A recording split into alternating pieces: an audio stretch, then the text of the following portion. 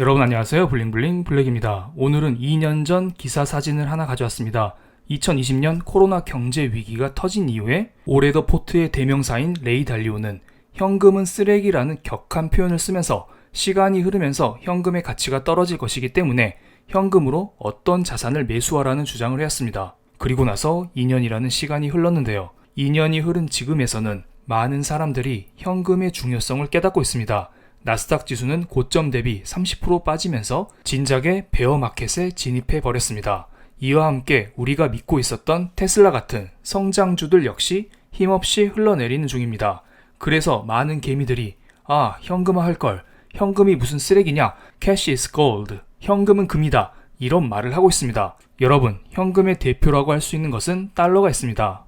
최근에 현금 선호 현상이 가속화되면서 달러의 가치를 나타내는 달러 인덱스 역시 상승하는 모습이 나오고 있습니다. 그러다가 5월 연준회의 이후부터는 달러의 약세 흐름이 조금씩 나오고 있습니다. 참고로 저는 지난 영상 멤버십 전용 게시판을 통해서 5월 연준회의 이후부터는 달러가 더 이상 오르기 어려울 수 있다는 심리가 커질 수 있으니 신흥국 증시의 비중을 높여가는 전략이 좋다라는 의견을 드려왔었는데요.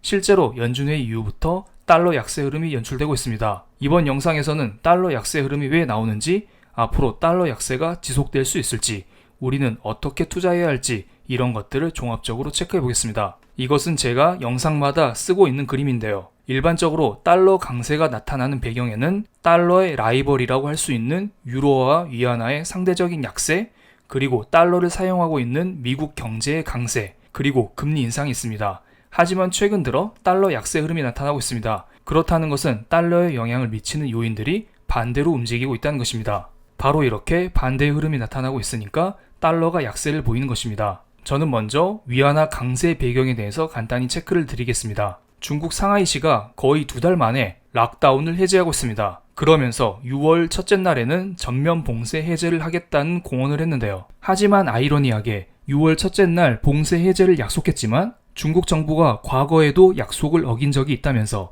이때를 틈타서 사람들이 상하이를 탈출하고 있습니다. 이것은 중국 상하이시를 떠나려는 사람들이 인근 역으로 몰려가면서 도로 따라 수 킬로미터에 이르는 행렬이 늘었었다고 합니다. 경제를 살려보겠다고 락다운을 해제했는데 오히려 사람들이 상하이를 떠나고 있네요. 어쨌든 경제 측면에서 봤을 때 봉쇄 완화는 멈췄던 기업들의 생산 재개 및 공급망 문제를 어느 정도 해결해 줄 수 있기 때문에 중국 경제가 살아날 수 있다는 기대감을 불어넣어주고 있습니다. 여기에 중국의 5년물 LPR 대출 우대 금리 인하 역시 중국 정부의 강력한 경기 부양 정책으로 인식되고 있는 상황입니다. 그래서 그런지 최근에 위안화 강세 흐름이 나타나고 있습니다. 중국의 금리 인하 및 락다운 부분 해제에 시장이 반응했다고 봅니다. 물론 완벽한 위안화 강세 전환이라고는 생각되지 않습니다. 실제로 중국 경제가 정상으로 돌아서기에는 시간이 필요할 것으로 보입니다. 즉, 진정한 위안화 강세 전환에는 시간이 필요하다는 것입니다. 실제로 여러 글로벌 투자 은행들이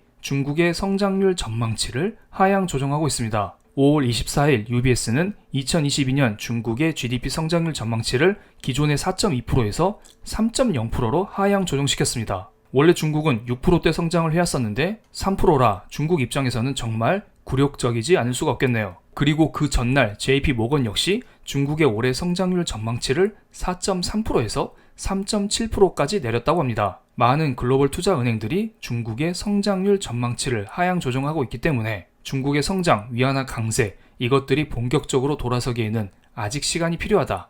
이렇게 저는 생각을 하고 있습니다. 그럼 이번에는 유로존으로 가보겠습니다.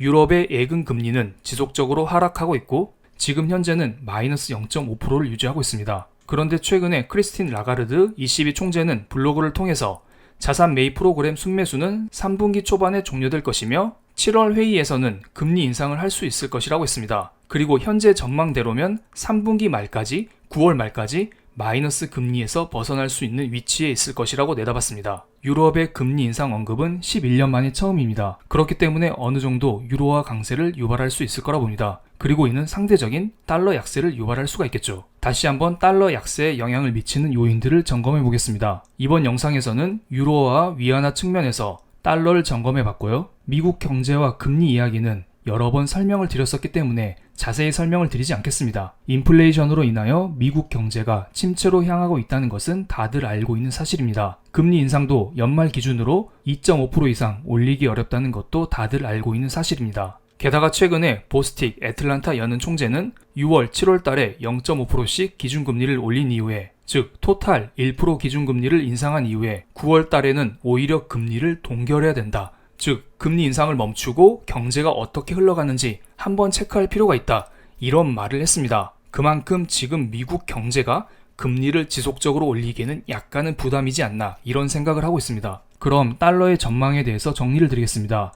유로화 측면에서 봤을 때에는 달러 약세가 충분히 유발 가능해 보입니다. 그리고 2.5% 이상으로 금리를 올리기 어렵다는 측면에서 봤을 때에도 달러 약세가 충분히 유발 가능해 보이죠. 하지만 위안화 및 미국 경제 측면에 봤을 때에는 약간 애매한 상태입니다. 바로 이 두 가지가 변수로 작용하고 있습니다. 방금 설명드렸듯이 위안화 강세가 지속적으로 나오기 어렵기 때문에 상대적으로 달러 약세 역시 지속적으로 나오기 어려운 상황이죠. 게다가 달러는 안전자산의 역할을 하고 있습니다.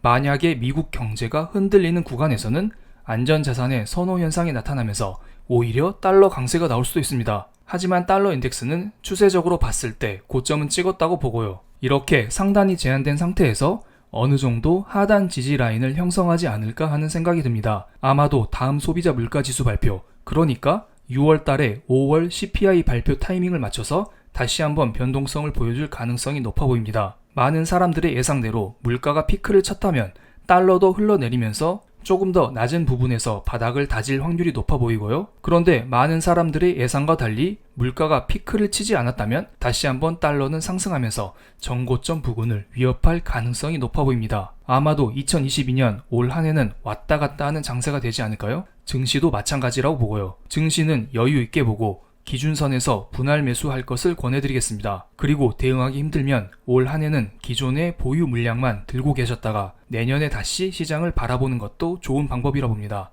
그럼 오늘 영상 여기서 마치겠습니다. 감사합니다.